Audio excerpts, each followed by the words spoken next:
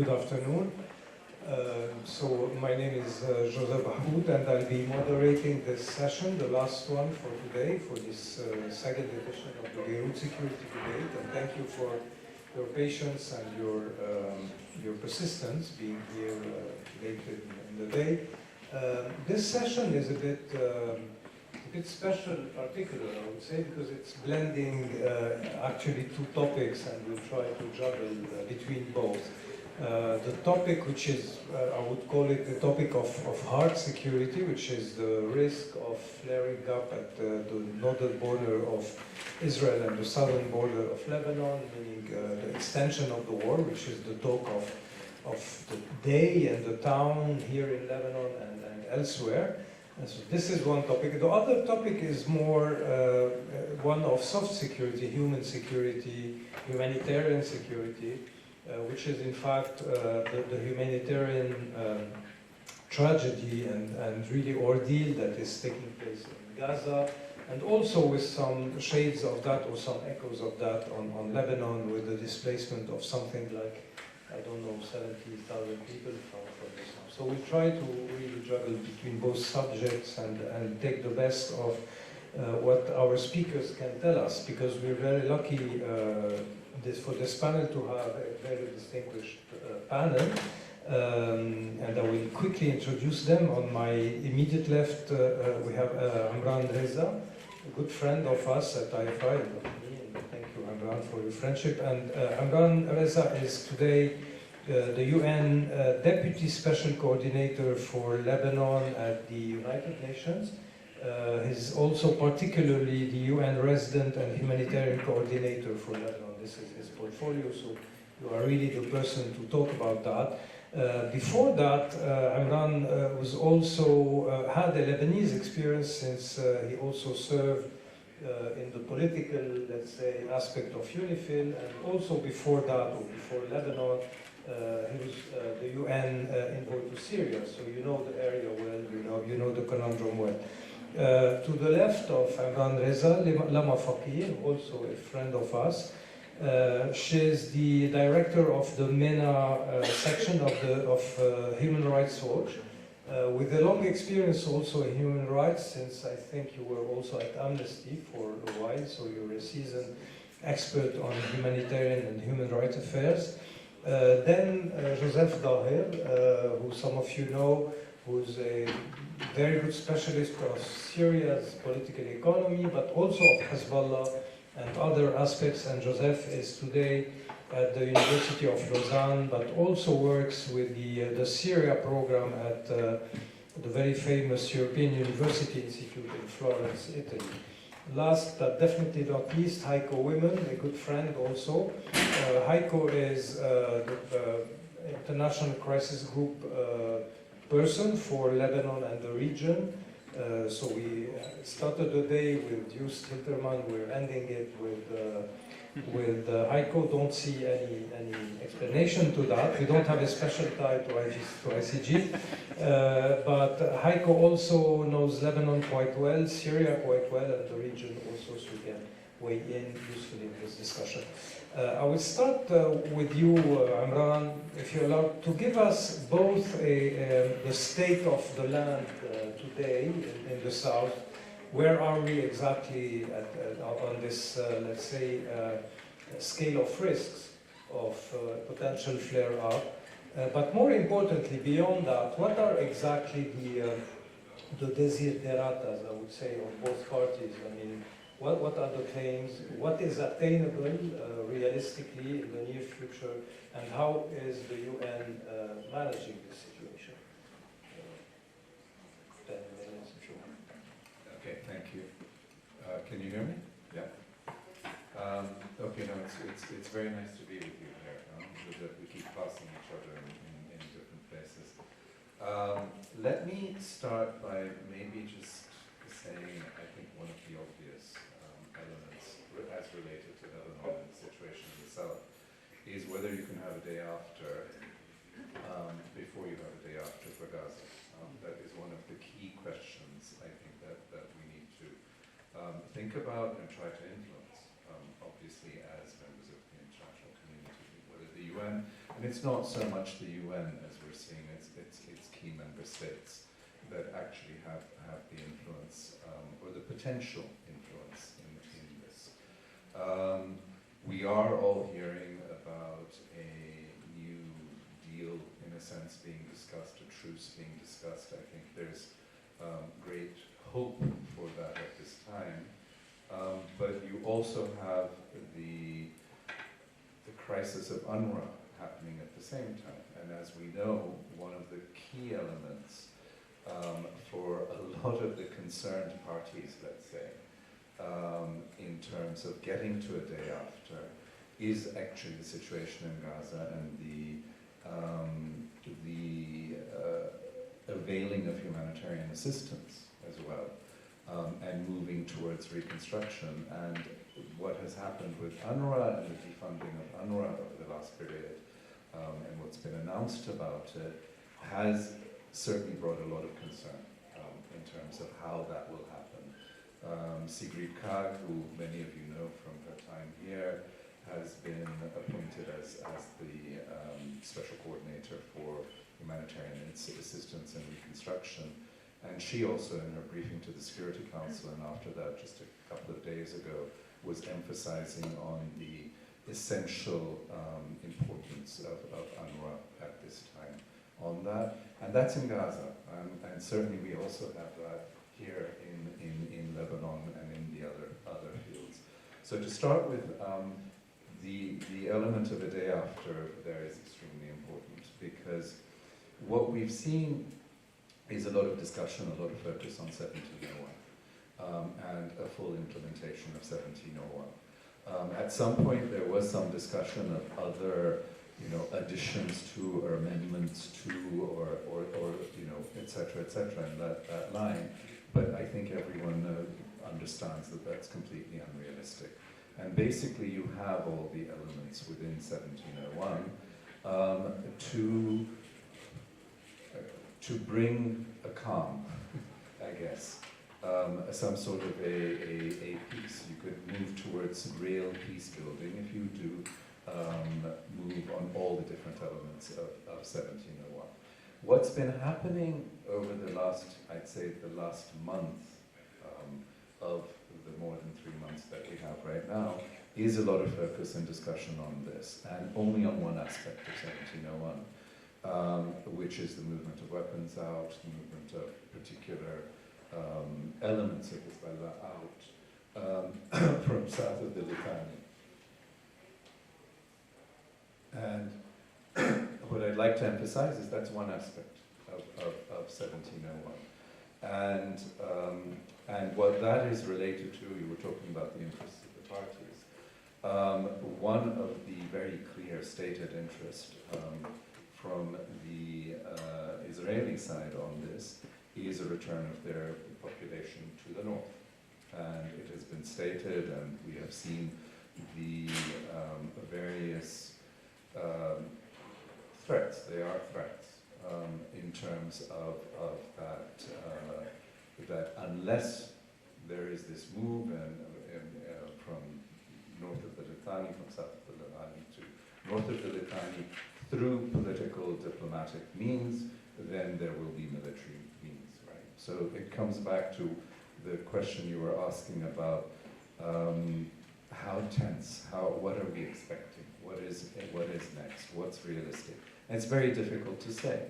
One would think that in terms of just interests at this time, opening a front over here would not be one of the obvious interests, but then there are other interests that seem to come into play, and I think many of you have been following the analysis in terms of that, about particular political actors, and perhaps having a particular interest from the Israeli side on this.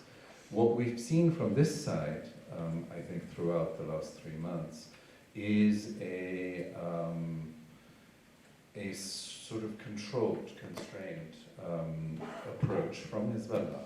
And we've seen a lot of times when you could have had quite a level of escalation in terms of retaliation, and it didn't happen in that way. And so what was said, I think, in some of Nasrallah's speeches, what's been written about quite a bit around, I think does hold in not really wanting to go towards that all-out escalation.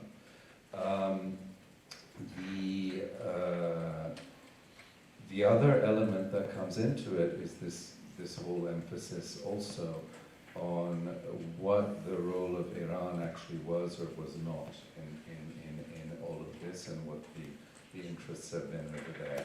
So in a sense, you have something that at the moment has gone on for 3 months, we think, and has got, I mean, you can't underestimate the intensity of what the exchanges actually have been, that have been happening across the blue line, and how they have gradually also increased in intensity. So it's something where either you have a flare-up coming because it's intentional, and in this case you would think the Southern Party is the one that wants to escalate it for whatever reasons, in a certain way, and we've heard different versions of that. But the other thing is accidental. If you were to have, say, a mass casualty event in this, a miscalculation or an intentional one, that could lead to it. So we're living in a very uncertain period, and it's a bit bizarre because I mean, I overheard what you were saying earlier about moving around Beirut.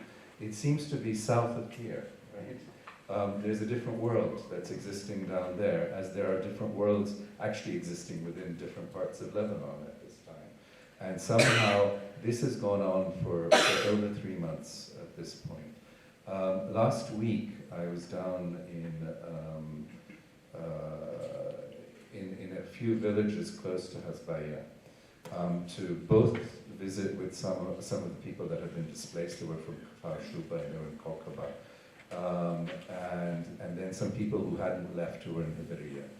And it was interesting talking to them about comparing their situation now to what their situation had been in 2006, because that's obviously the comparison one makes at this point.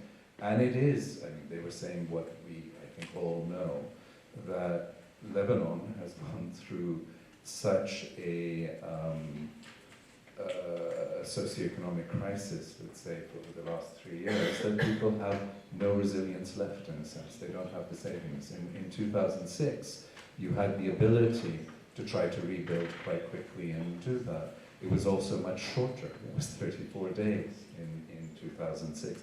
Plus, if you recall at that time, and I was here, and that was my first assignment when I was here, but the presence of the Gulf in Lebanon was very different, and it moved very quickly, and things happened. Now you're in a situation of a whole set of conditionalities, a very tense situation sometimes between different traditional donors and the government, the caretaker government, no president. All of these elements really, really do make it far more complicated, and the lack of resilience. One difference is perhaps that you have much more of an international humanitarian presence than you did at that point. You didn't need that in 2006, and this was all built up basically because of the Syrian crisis. So you do have a lot of NGOs working in the south right now, and a lot of the response has been through that. You were mentioning displacement. It's over 86,000 now that are displaced. But what's also important are the 60,000 that are in the border villages that haven't moved, and many of them have not moved because they basically can't afford to move at this point. So our response has been very geared to reaching them in their situation in the border villages, which is obviously mainly through local NGOs, local partners on the ground.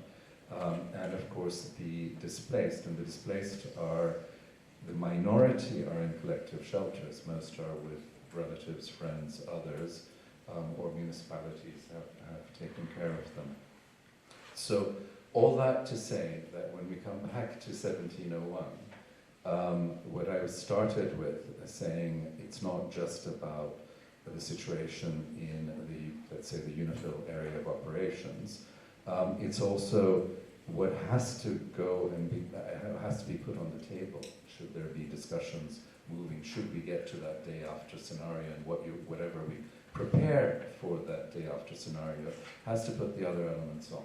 The final demarcation of the blue line, what's happening with Sheba Farms, what's happening with Parshuba Hills, what's happening with B1. These are obviously not elements that are going to be immediately resolved in any sense, but it is really important that to have the key party from this side engage in it, have those elements, because those were the elements that were in 2006 key to coming up with Resolution 1701, getting the agreement, and remember, Hezbollah was one of the elements that we had to make sure at that point was buying into this. So we do have a very good formula through 1701. But what we also have is a very, very weak Lebanon relative to what we had before, because it is also going to be about exerting state authority, about the state of institutions in the south, about the strength of municipalities, and basically about the state, not just the security element of it. And economic resilience. So I see colleagues from UNSCOL, which I am part of, also from UNIFIL here. So the two of them will be, from the UN side, very key elements, but also the UN country team and the development aspect of it. Should we, or when we get to that point, that day after. Maybe I'll stop there. I don't know how long I've gone on. Of course, we'll get back to some technical elements after that, parameters of a negotiation or talks, etc. But very quick follow-up question, since also you mentioned that there are many UN people here. What is exactly today the role of UNIFIL in the messaging or message exchanging between Lebanese parties and Israel? You mentioned, for example, things that are done in order to keep things at an acceptable level. Is there something going on through you, like for example the Nakura Tripartite Committee or others, or it's fully today in the hands of Hochstein, the French, the German, etc.? I think the moving back towards a proper discussion on 1701 and dialogue on 1701 is primarily with Hochstein and some others on that. The managing the current situation and trying to move towards de-escalation or trying to stop escalation in it, I think UNIFIL is quite important, and their liaison function in this across. And I think a lot of concerned parties are using whatever channels they can to make sure that there is no miscalculation, misunderstanding on some of the events that have been happening. So yes, I think UNIFIL's current, and maybe when we get to discussion with a colleague from UNIFIL who could also help with that. The other question that you asked is important. Why hasn't there been a tripartite? This is exactly a moment that you need to have that, and that is something that's being pushed from a lot of parties.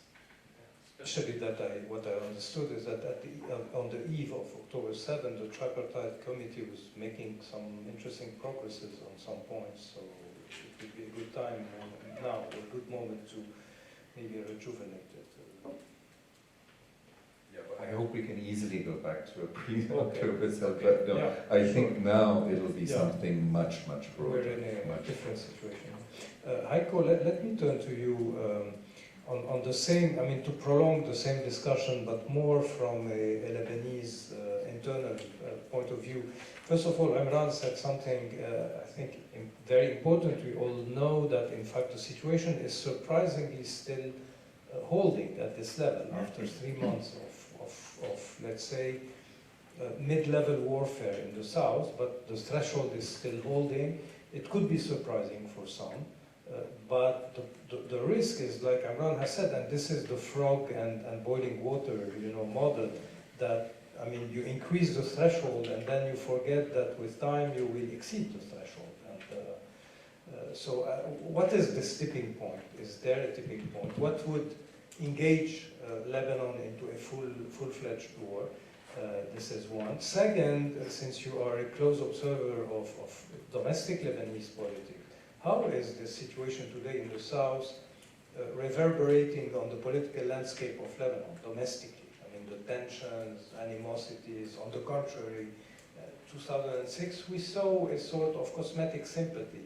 For example, today it's not the case. How would you weigh that? How would you rate that today? And what are the potential implications for the Lebanese politics long term? All right. So I'm not actually convinced that there is a tipping point. Imran has mentioned it. Ma mentioned it this morning. It's clearly it's pretty clear that the Lebanese side of the conflict is not interested in an escalation.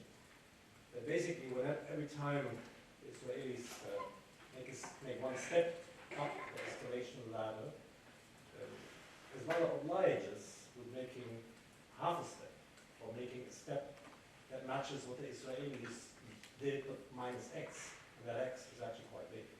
So if you look at the Aruli assassination, for instance, I wasn't in the country at that moment, but of course that happens and everybody starts asking, oh, can we go back? Will the airport be closed tomorrow? And then you have people saying, oh, this is a big one. This is 100 kilometers north of the border. This is a real violation of the rules of the game, so to speak.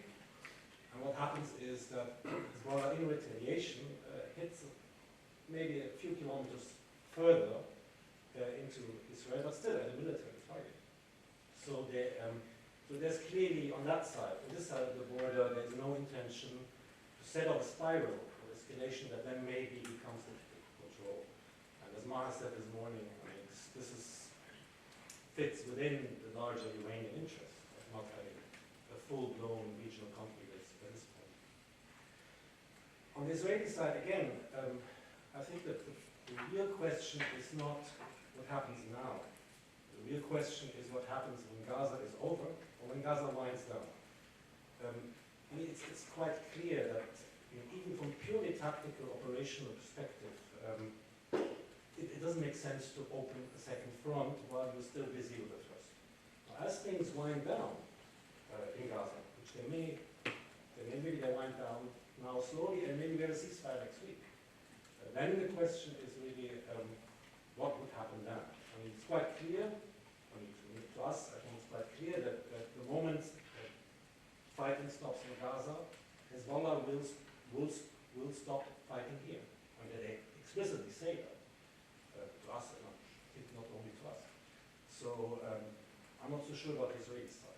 And you mentioned all the things that have been said on the Israeli side. We can no longer tolerate the presence of Hezbollah on the other side. We need to implement 1701, because only that aspect, the withdrawal requirement, and we need to implement that, and if it cannot be implemented through a diplomatic process, which they are well aware we can't, then we have to implement it unilaterally. Those are the pronouncements, and that's, I think, that is what we ought to be worried. And the domestic front, the Lebanese politics?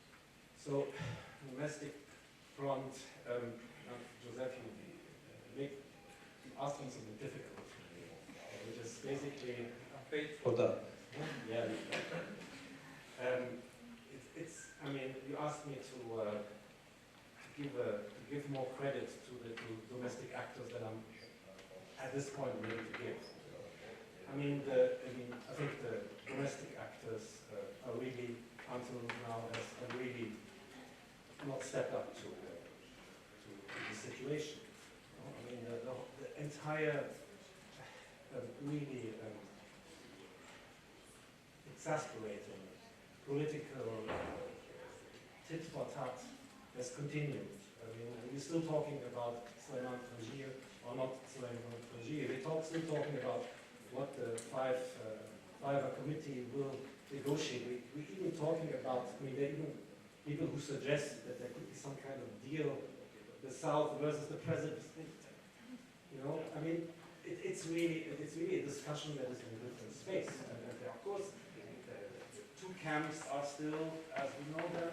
We still have those who stand who oppose Hezbollah, who basically say, you draw us into a conflict that we have no business in being in, we need neutrality and all of that. And on the other side, we defend.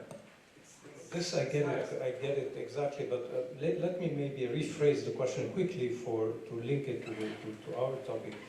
To what extent one of the deterrent of Hezbollah in going further in a spiral is the fear of the party of a very shattered domestic scene, which is different from 206. To what extent this is something that they take into account, saying, okay, this is not 206, we cannot afford getting the country at war because the polity is completely against us or hostile, etc. Is it something you feel?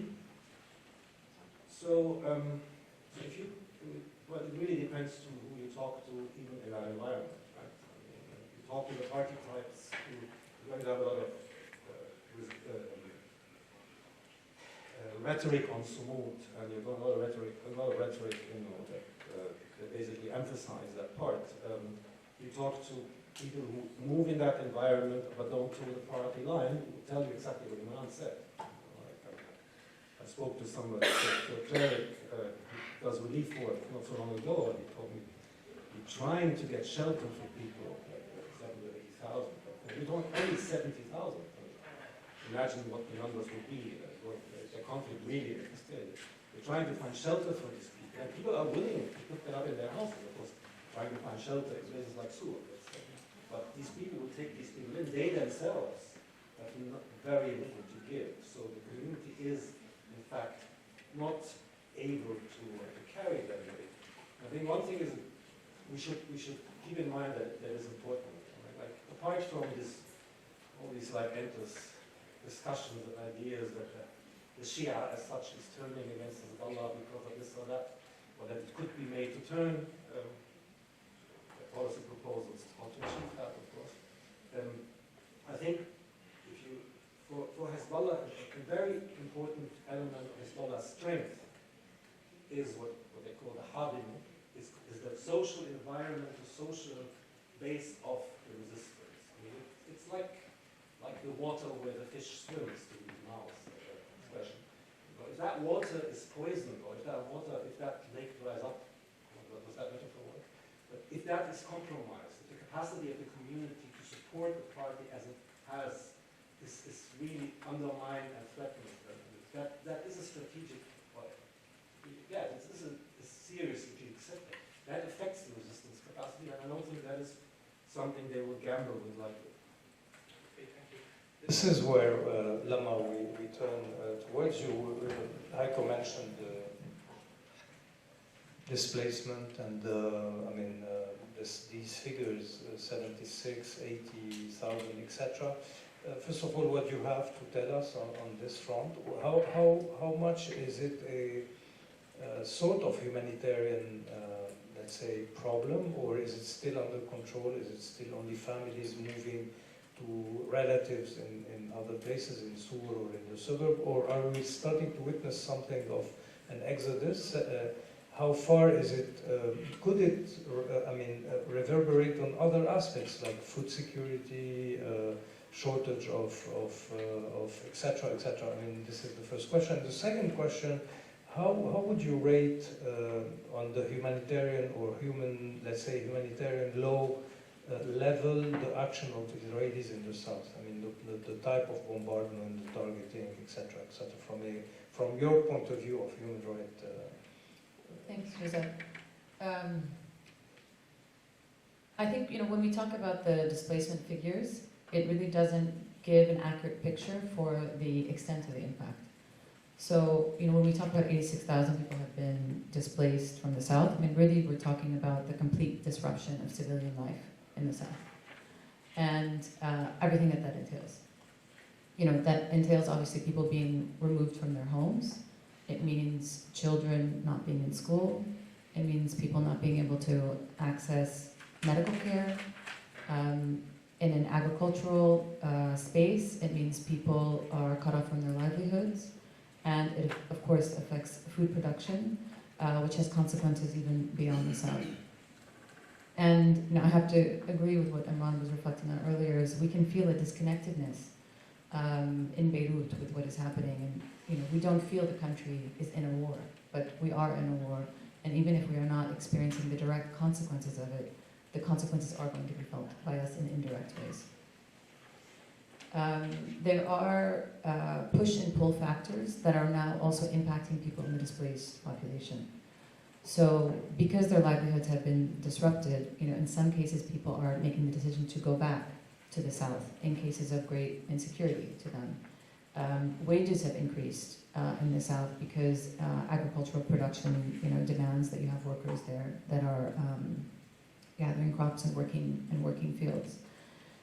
So this also heightens the concern around civilian protection in areas where there is active combat. At the same time, I mean, Imran also touched on the issues of resilience for people in the displacement context. And while there is a more built-up humanitarian presence today than there was in 2006, people are, by and large, depending on their communities and their personal resources. And while they are depending on those networks to assist them monetarily in terms of housing, etc., there are limits to what that assistance can provide. You know, 4 months on, and this also creates additional stress, anxiety. You know, I think we often do not think about the psychological impacts on these communities. The not knowing when they can go home, if they can go home, and the looming threats. So, I mean, this is sort of on the psychological side.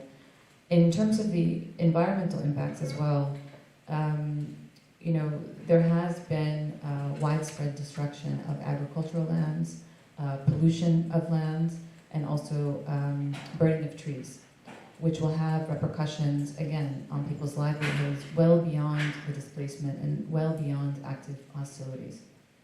And in terms of the Lebanese government's response, we don't see a plan for how they intend on stepping up to provide assistance to communities to rebuild and to really start again from zero when the conflict stops. In terms of the Israeli government's conduct of hostilities in the context of this conflict, we have documented war crimes perpetrated by the Israeli government in Lebanon.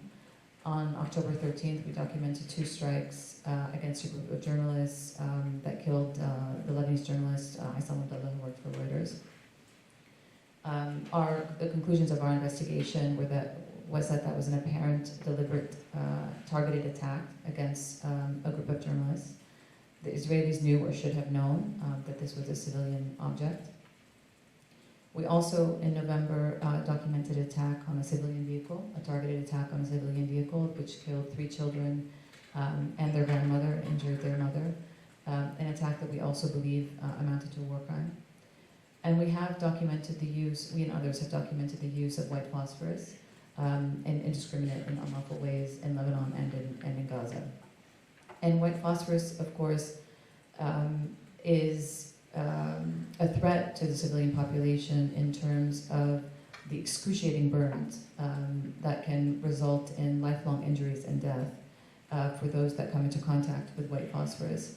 But also, they do have a significant impact on the environment as well, and on and we do know that there's been extensive land that has been burned, trees that have been burned, and there are, you know, studies now undertaking to identify the impact, the environmental impact, of the use of white phosphorus in this territory and the impact that it's had on the soil, and again, what this means in terms of future agricultural production, in terms of future health impacts, is still an unknown.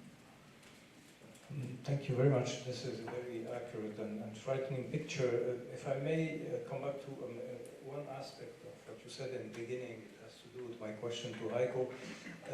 Depending on where this population that is displaced to or heading towards, can we see some frictions, sociological friction with the welcoming communities, or not yet, or we won't see? I mean, is there something that is alarming on that? Because one of the things that we projected from a pessimistic point of view is that if we have a massive displacement, and these people come to a place in Lebanon where they are welcomed by a hostile population, we could easily see some rifts that could degenerate into open violence. Are we heading this way? Are there signs of that? So part of the population that is displaced is also Syrian refugees. And I would say with regard to Syrian refugees, we do see that there are some tensions in terms of curfews, restrictions on movement, and things like this.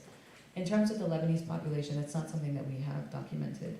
But I think it is also worth stressing that there is more tension within the home. These heightened tensions, can result in increases in domestic violence, increases in, again, sort of mental health impacts. There are children also whose education has been disrupted, and this is in a context of year after year of public school disruptions. And again, there's no clear plan for how their educational needs are going to be met. Joseph, you just mentioned some displaced who are Syrian refugees. You worked relentlessly on Syria for the last 10 years. You know that a lot of people now are today establishing some parallels, awful parallels between the method of destruction that is used against Gaza and some of the methods that were used by the Syrian regime against its own population in certain locations of Syria. How far is this true? How far we can establish that? What does it mean if we can have an analysis in terms of, does it indicate something of a strategy from the Israeli army or from the Israeli establishment? Is there the same, let's say, plan than the one you witnessed in Syria? And then the next question for the day after, or the day after, and here I'm questioning the political economist. What are the chances of at least fairly solid reconstruction of Gaza by someone, potentially? Thank you, Joseph. Thank you, Joseph and Marcus, for the invitation, first of all. And thank you for still being with us, other people. I think, first of all, we have to be, yes, there are similarities, and there are differences. And when I say this, and when I will develop my analysis, it's very important to take into consideration. It doesn't mean it's less worse, or worse, etc. The nature of the violent, the criminal response of the Syrian regime is connected to its nature as an authoritarian regimes, forbidding any kind of political alternative. And when it was, for example, if you take Homs, eastern Aleppo, various areas of Rif Dimashq, the main objective in the bombing, the massive bombing, destruction also of civil society institutions, was the inability for any kind of political alternative to sustain. This was the main objective, and for these population living under these political alternatives to leave these areas. If you look the way Eastern Aleppo developed from summer 2012, end of summer 2012 to 2016, it was pushing the population to leave, or to regime-held areas, or to outside, and to destroy, hospitals, etc. But the difference with Israel, its nature is a secular colonial state. Since 1948, the main objective is not prevent a political alternative, is to destroy the Palestinian population. This is the main difference. So actually what we're witnessing today is it has two natures. It's the continuation of the Nakba and the new Nakba. And even, it's ironic to a certain extent, Israeli officials used to forbid Palestinians using this term within historical Palestine. And they're the one using it today on official televisions. We're saying we want to do a new Nakba. And we'll talk about ICJ, but there's a clear willingness by a large section of the Israeli government that they need to leave. And therefore, this is why we talk about the genocide. So again, it's not to say it's worse, it's less worse. There are similarities in the way of targeting, I would especially say civil institutions, population, but the objectives are not similar because of the nature of the state that is different, and because Israel is a secular colonial state, and its model, or would like to be its model, it's basically US, Canada, Australia, meaning Palestinians in small, small camps, etc. This is something that we cannot deny. In the West Bank, we talked about it today, the advancement of settlements, etc. So these are for the differences and the similarities. Regarding what future for the reconstruction of Gaza, I think, and it's as you were saying, I mean, and you said it a couple of times today, the war is still continuing. And Gaza is today an inviolable place, location. 1.9 million people displaced, sicknesses are developing, etc. To even think about what after is difficult. But here also there are similarities, I think, with Syria around the issue, what political solution? And the absence, in both cases of political solution, prevent, if you want, a real reconstruction. We're not talking about small, repainting a building or adding a floor. The whole debate around Syria today also, where is reconstruction, where is not reconstruction. Until today, there's no clear reconstruction in Syria in terms of infrastructures. There's a debate around early recovery, but until today, it's very, very light early recovery in Syria. And the debate is advancing. Why? Because less and less money is being sent to Syria. This is why the debate is here. Going to Gaza, there could be some investments I would expect, from Qatar, from Turkey, probably Iran. But there are, again, big investments from the Western communities, especially Khalij, will not happen without a political solution. And there's another obstacle. If you want a real reconstruction, you need a collaboration of the Israeli state.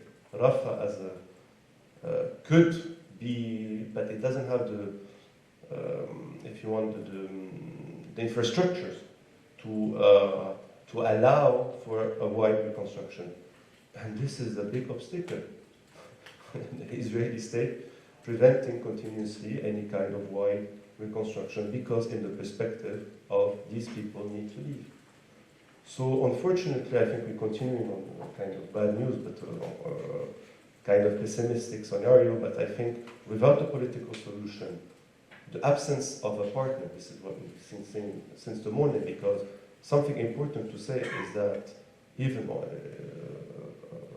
former Minister Hitti said, the two-state solution, there is a popular constituency in Israel for this. No. The debate in Israel is not about the Palestinians.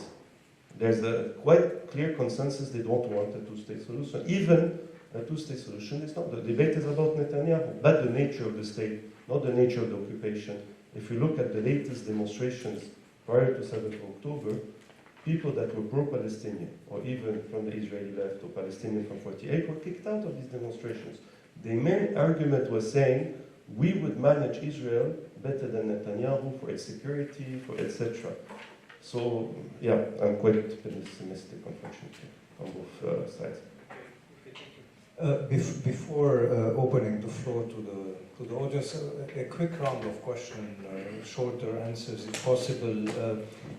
Imran, if you get back to the equation of stabilization of the South, what would be for Hezbollah, according to what you hear, what you sense, what would be the acceptable counterpart, the acceptable, let's say, quid pro quo for withdrawing away from the border in terms of delimitation, in terms of, what would it ask in exchange for something like that? Is, for example, something like B1 included in the package? Is it attainable? Is Rajar included? I think certainly in terms of the asks, right? In terms of getting to a table all of these different elements that are there in 1701, meaning Rajar, Barshuba, Shaba Farms, B1, and all the reservation areas that haven't been yet delineated have to be on the table. The last bit is the easiest, in a sense. So, but I mean, if there's an acceptance of a process, right? Because it's also a question of what Hezbollah is now compared to what they were in the early 2000s and what they were in 2006. And the whole notion of occupied territory over there has to somehow be dealt with. And so if that is being dealt with, or if there's a process that leads towards that, then the actual identity somehow changes, as it has, I think, realistically changed over all this period. I mean, they're a regional actor in the way that they weren't before. My own observation on that, I mean, when I look at the Lebanese-Israeli conundrum, is the main fear is the one of, I would call it misperception or misreading of the other. My fear is that Israelis probably are misreading Hezbollah's fragility internally in Lebanon, maybe giving it too much value, and Hezbollah may be reading or over-reading the deepness, the depths of the Israeli divisions politically, but this is something else. And I think if there's a danger, it would come from this kind of misperception. Heiko, you've covered in the past, I mean, through ICG, you've covered Iraq, Syria, other places where these proxies of Iran, what we call the axis of Mumana or resistance, operate. Where would you put Lebanon, particularly today in the Gaza war, in this huge puzzle of the forces of Mumana? Is there a division of labor that is very clearly designed by Iran? Can you compare some things that you learned in Iraq or in Syria with what's happening today in Lebanon? I mean, you're giving me the difficult ones, huh? You paid for it,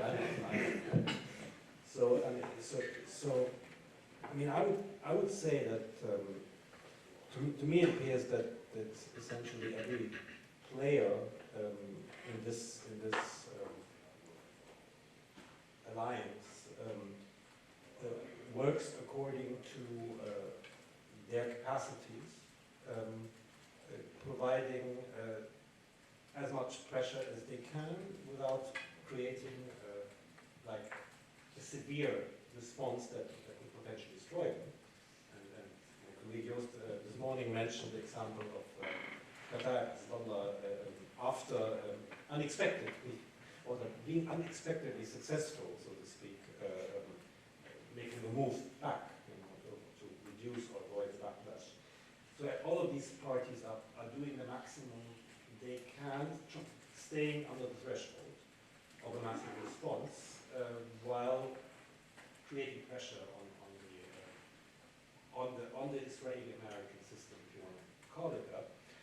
And some of these aspects, I think, are being worked out as they go along. I mean, the intervention of the Houthis has been, I think, tremendously effective. I'm not sure that was necessarily planned. I mean, you really caused a real reaction from the US without even hitting one ship. You don't need to. So turns out you don't need to hit the ship. And you have, all of a sudden, you have an international coalition formed against you that then turned the US to some extent into an international laughing stock.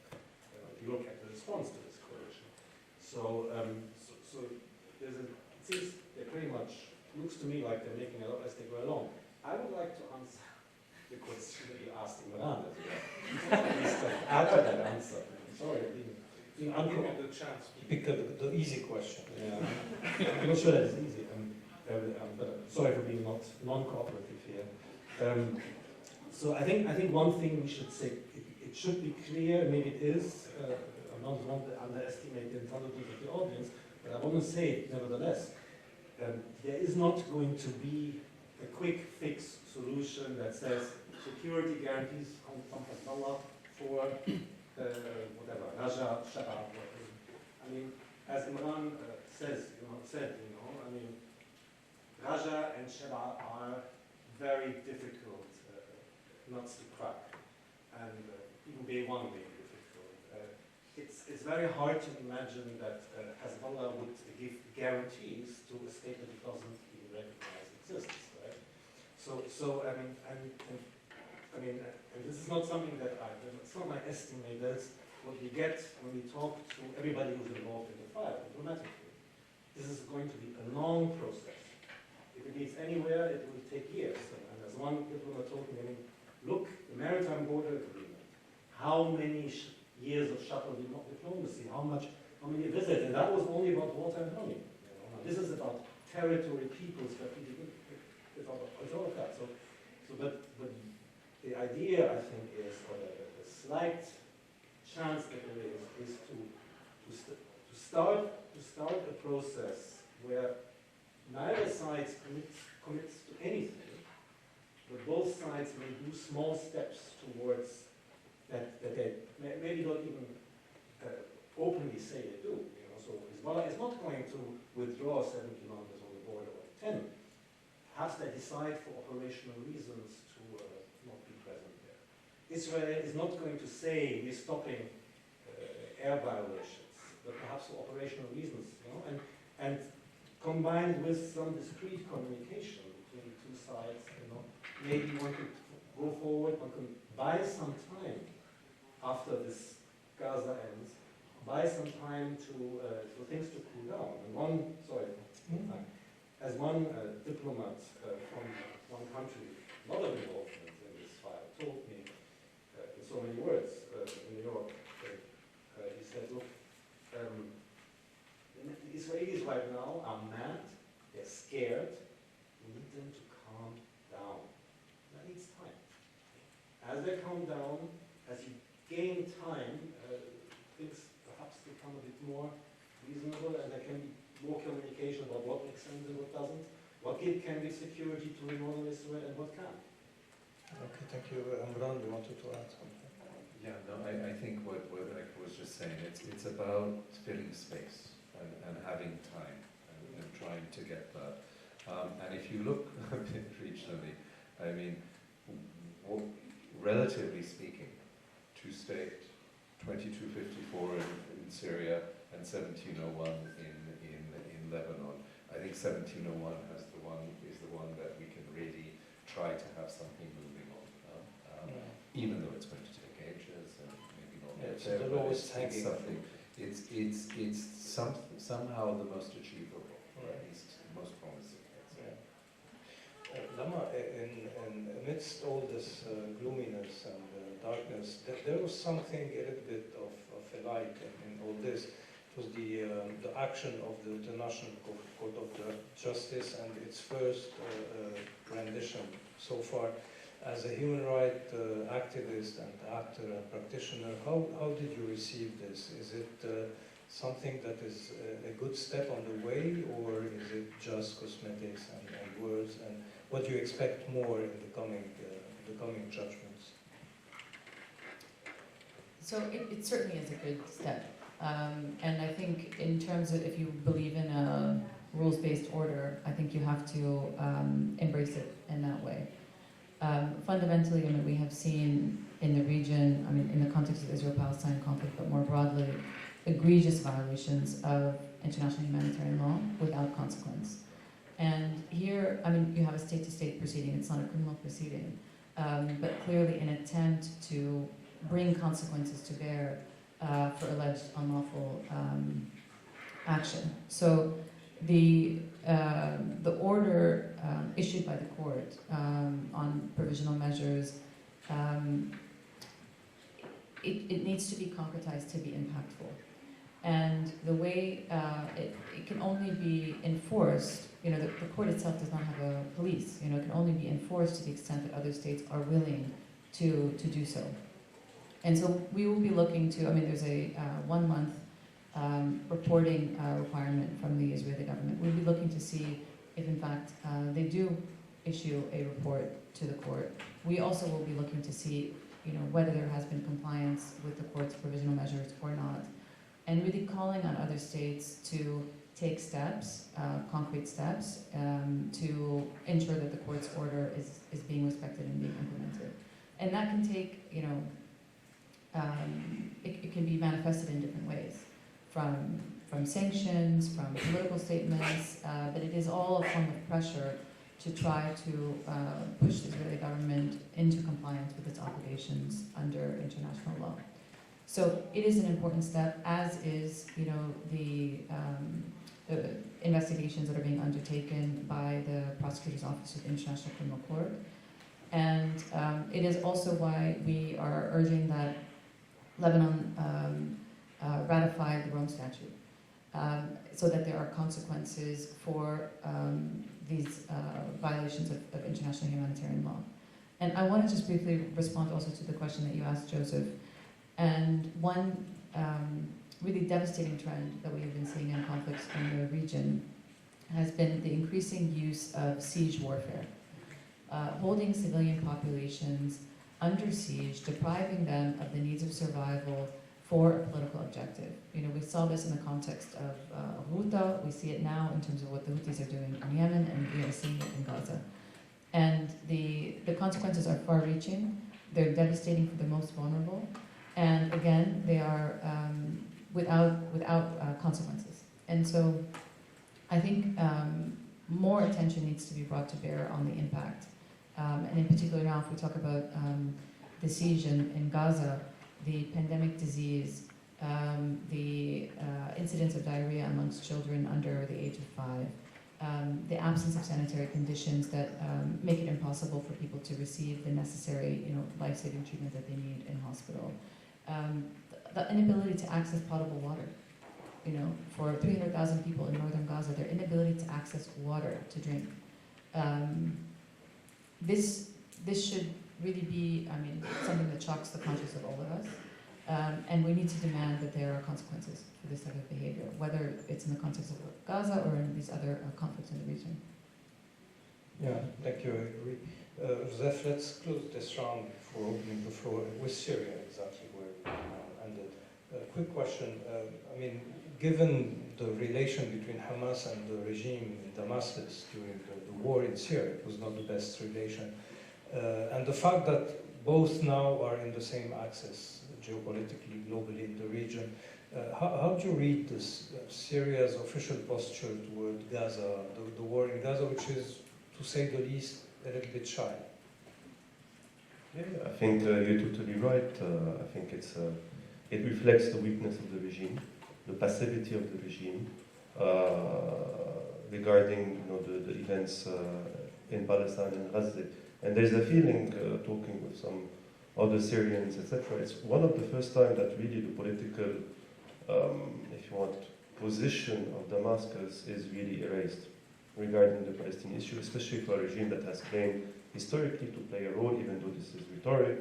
The fact that the same regime doesn't intervene directly is not something new. Since '74, it prevented any kind of resistance from its borders, different for Lebanon, obviously. But really it reflects the weakness of the same regime. Secondly, it also reflects that despite the kind of political settlement, if you want, that was concluded between Hamas and the Syrian regime, let's say that relations are more than cold yet. This was more to serve, the kind of consolidation of the axis of Iran, Hezbollah, etc. And on both sides, it's very clear that the same regime doesn't consider Hamas in high esteem at all, considering that it gave a lot to Hamas during a decade, when no one wanted to welcome it. Khalid Mishaal was considered one of the most important personalities in Syria. They were able to raise money, to organize in the camps that no one else could nearly at this step. And on Hamas side also, benefiting from my time in Lebanon, trying to see some people close, there's a very pragmatic perspective of Hamas, of the Syrian regime. It's for political reasons within the axis of Iran. We don't expect much from them. Even Sayyid Hassan Nasrallah, with all the respect, no, just kidding, said the same basically. We don't expect very much from the Syrian regime. So I think it reflects the passivity, the unwillingness of the Syrian regime to support more loudly the Palestinians because they consider Hamas to have betrayed them, and that the relationship coming back together is more of a step regarding Iran, Hezbollah, and Hamas is very pragmatic. They say, it's for political reasons, but on their side also there's a lot of, it's not important basically. Okay, thanks. I think we'll open it to the floor now. I see several hands. Let's start with Juice with the first one, then Marcus and Seb. Thank you. You have a question for Imran? If you can quickly introduce yourself Sure. and keep it short because we want to stop at 6. Yeah, my name is Joost Elterman, of the International Crisis Group. The question for Imran. So you mentioned sort of the need for the full implementation of 1701. You mentioned, and that is what Adam Hochstein is working on, Amos Hochstein is working on. No, the Americans are working on, whatever. Who knows, somebody's hopefully working on it. You mentioned de-escalation, where UNIFIL is sort of immediate de-escalation. Well, UNIFIL can play an important role, let's put it that way. And you mentioned the moving the blue line back into the green line, or whatever, the re-demarcation of the border of Lebanon and Israel. There is some, and I'm here on a study basis, so I'm learning, but there was some people talking about the need for sort of a diplomatic track in addition to 1701, something that echoes the experience of the 1996 understandings. Can you say something about that? Because there's these vivid images that I was reminded of because I'd forgotten them, of Syrians and Lebanese and Israelis sitting in Cyprus and talking about violations, and that this was actually, for 4 years, a quite productive exercise that was quite preventive, or successfully preventive.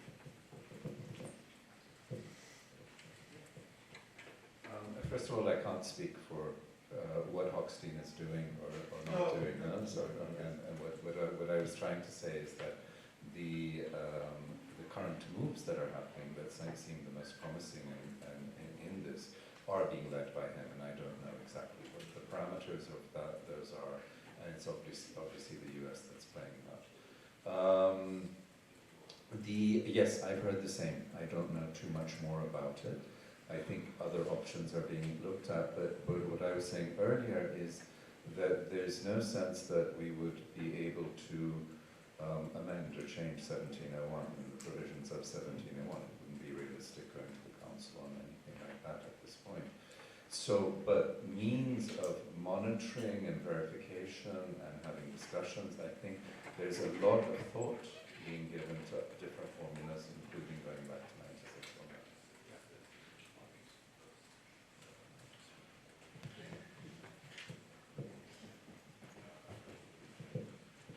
Yes, thank you. My name is Marcus from FES. One question to Lama. You mentioned the ICG and said also it's a good step. I think that's ICJ. Sorry, that's sorry. The International Court of Justice said it's a good step. I think with regard to the rules-based international order, or international law that actually South Africa took that avenue basically.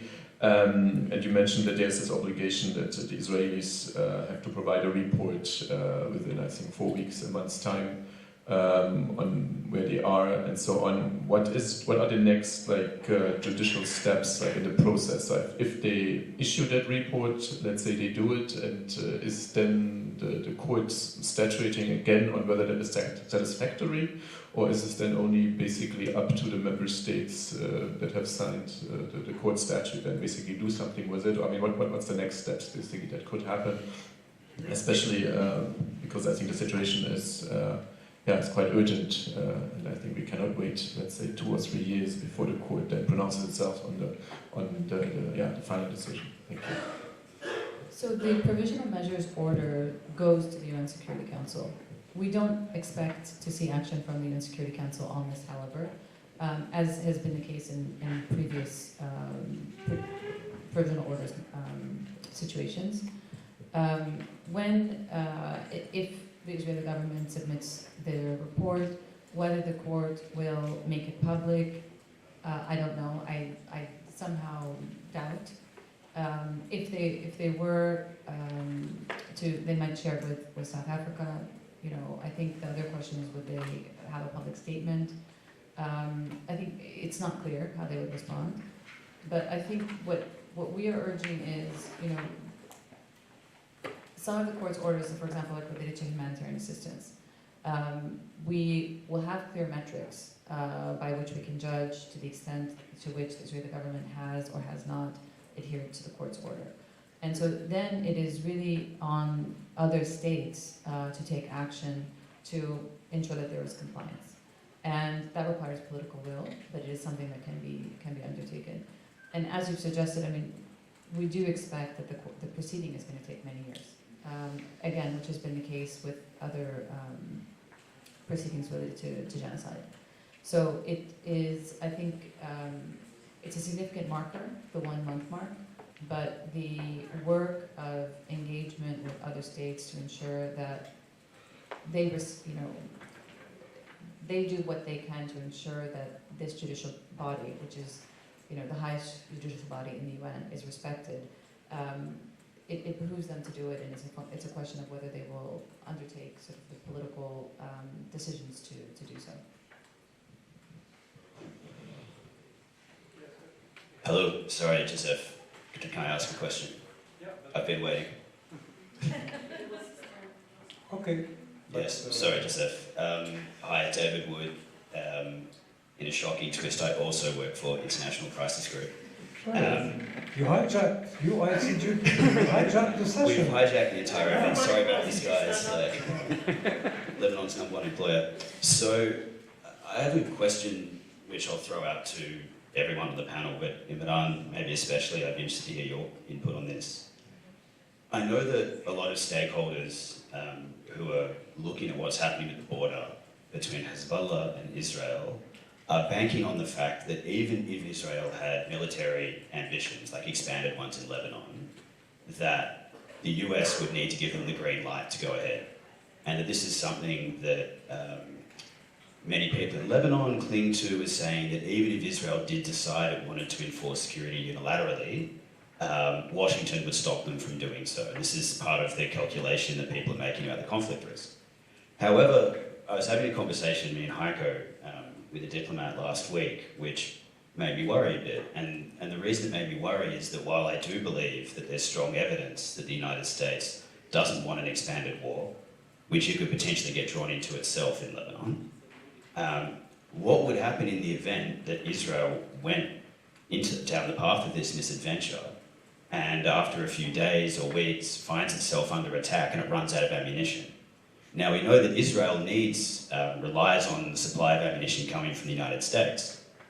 Even if the United States didn't greenlight that operation, it's inconceivable to me that the United States wouldn't, if Israel found itself in that position, provide them with support. So I guess my question is this: how much can we rely on this apparent green light that's required from Washington to restrain further Israeli aggression? Heiko, you like difficult questions.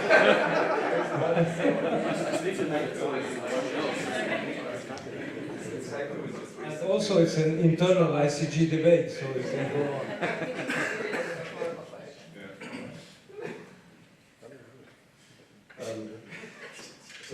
So David, I mean, I don't have the answer to that question as much as you don't have it.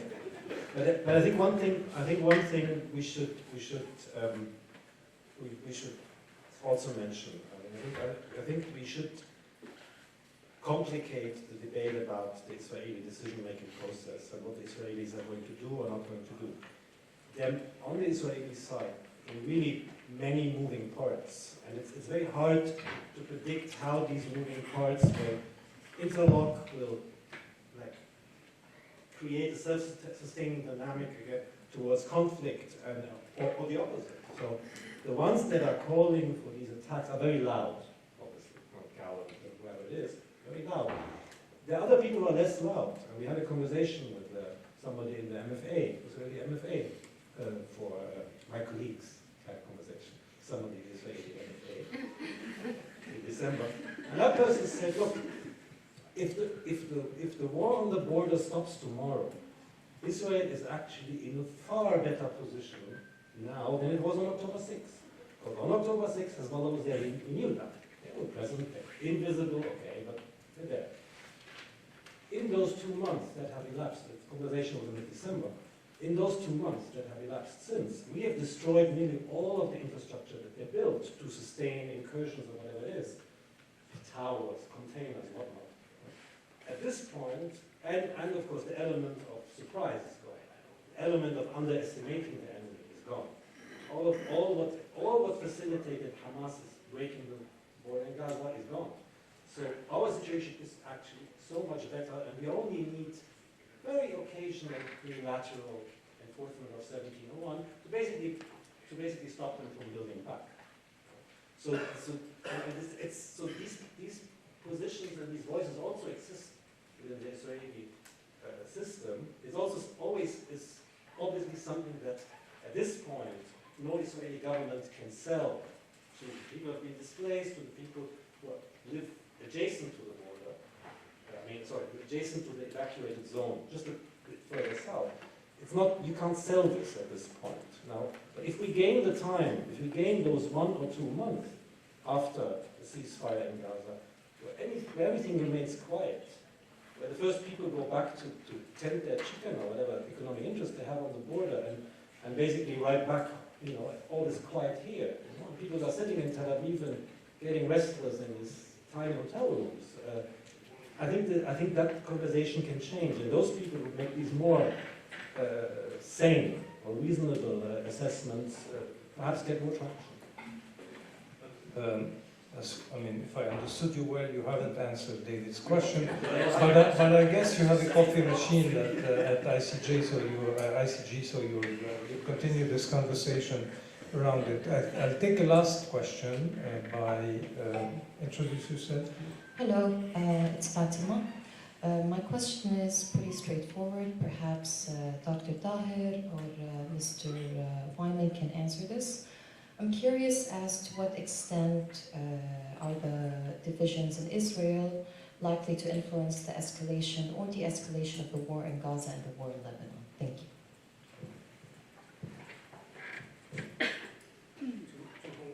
Is the question? To what extent?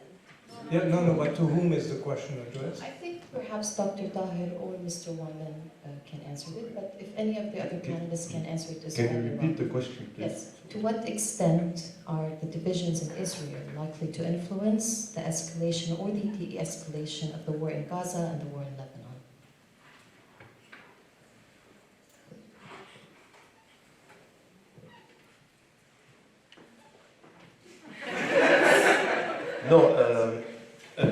Thank you for the question. And I am thinking out loud right now. Regarding further escalation in Gaza, I don't think it's possible to be further than this. What is clear is that the Israeli occupation army has declared that they will continue their war throughout 2024.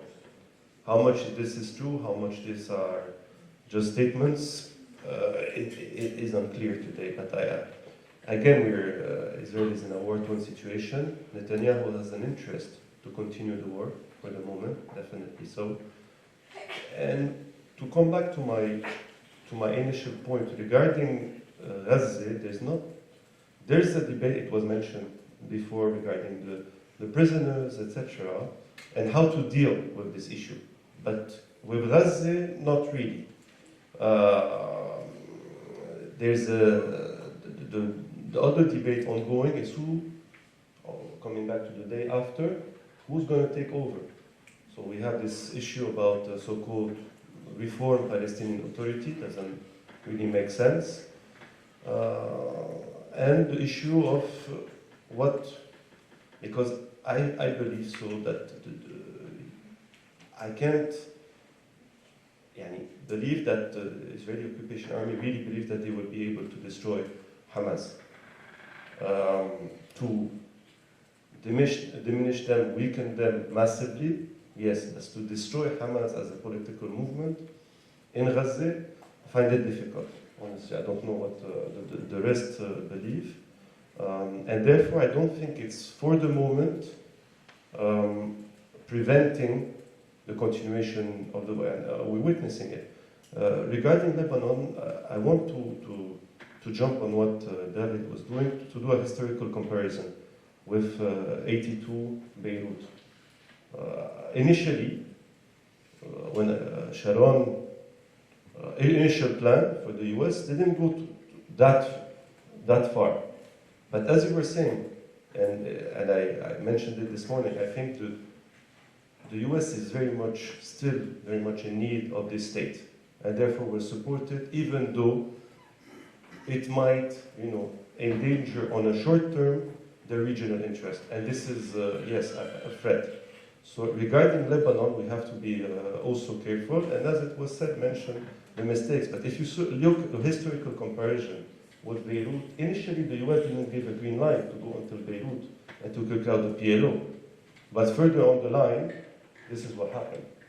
So let's be careful.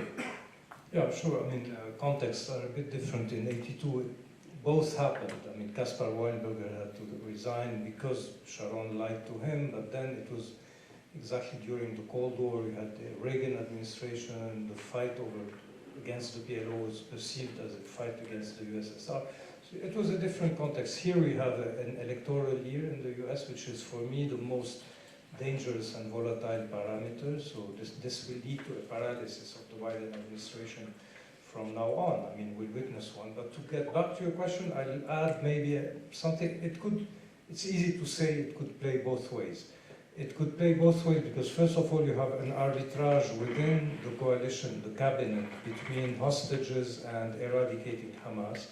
And these could be contradictory war aims, and they are starting to collide, to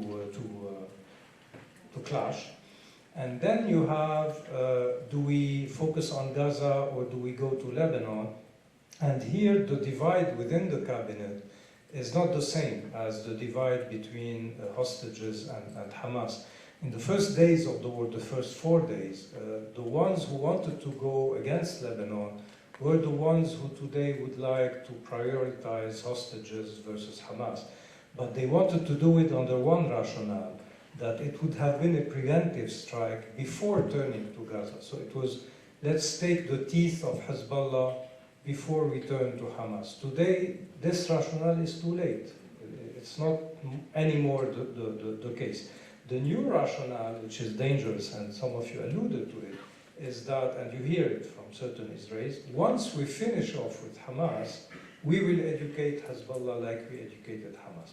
The problem is that so far, they are educating Gazawis and not Hamas exactly. So I don't know where the limit will be. And last thing, and it has to do with your question, David, I don't think that the Americans will have to make bold moves if they are really forced to stop Netanyahu.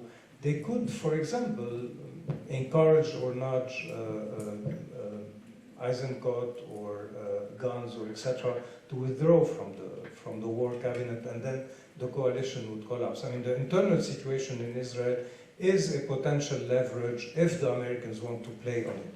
The question for me, at least, and so far the disappointment with the Biden administration is that they are not using their leverage enough. And they won't do it the more we approach from the election period. So this is, in a nutshell, the equation. If you don't mind, I suggest that we bring it to a close, we stop, and then Marcus and I will say a few words of conclusion.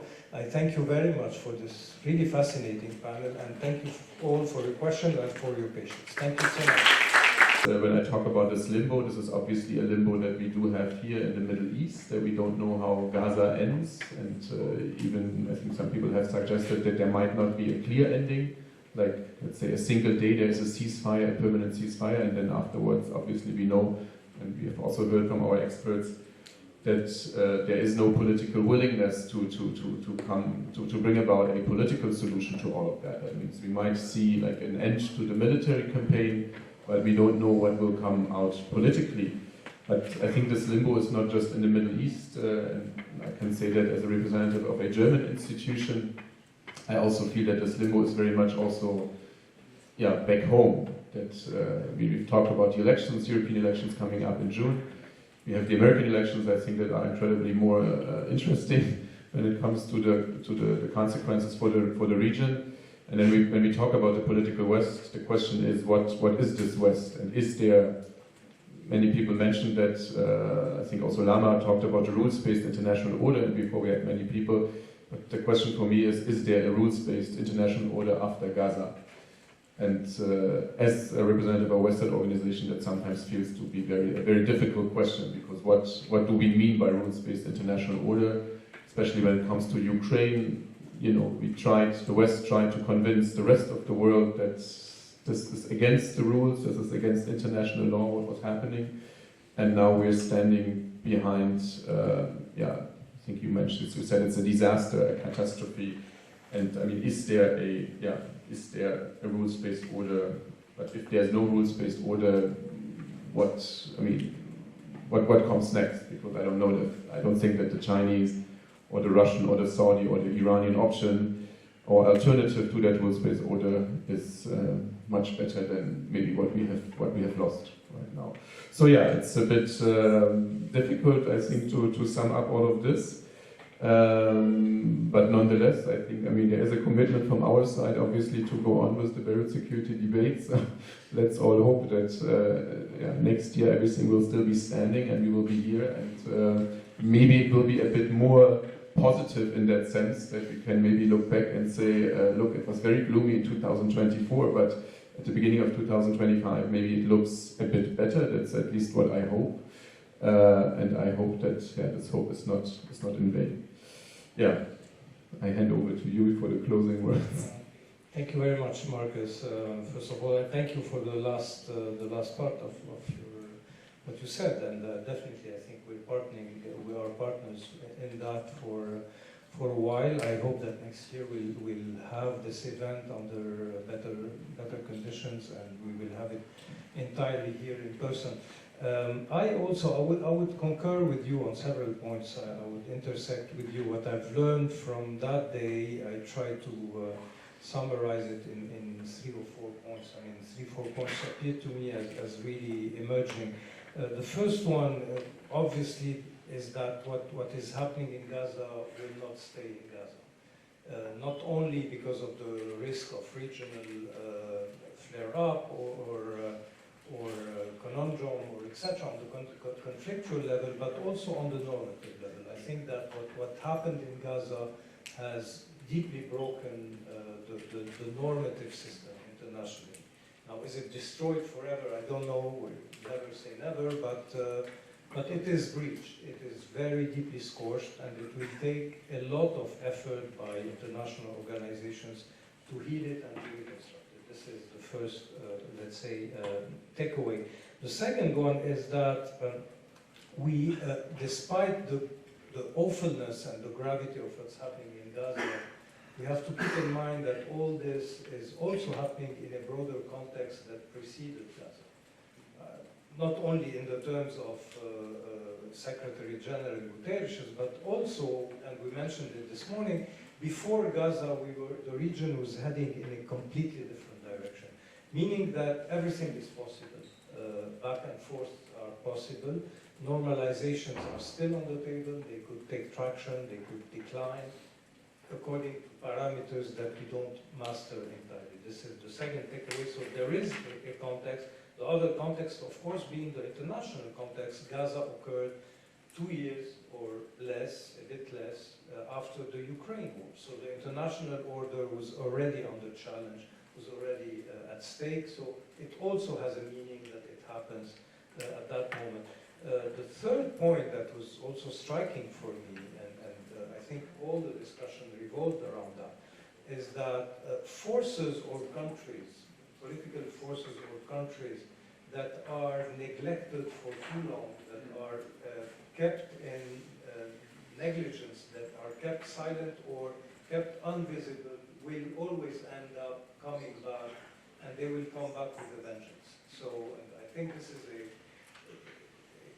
deep political lesson. I mean, don't ever think that you have put something under the carpet. If you don't solve it, it will come back to haunt you, and the more you suppress it and the longer you suppress it, the more violently it will come. Probably also the last point is the one that Tariq Youssef, and you mentioned it, is that we've probably after Gaza and also after Ukraine and etc., we will need not only a conceptual, a paradigm shift in terms of political tools, but also a conceptual paradigm shift. I think that we probably will have to invent new terminologies, new frameworks to understand things, and this is an ongoing process and a process that also we can go on pursuing together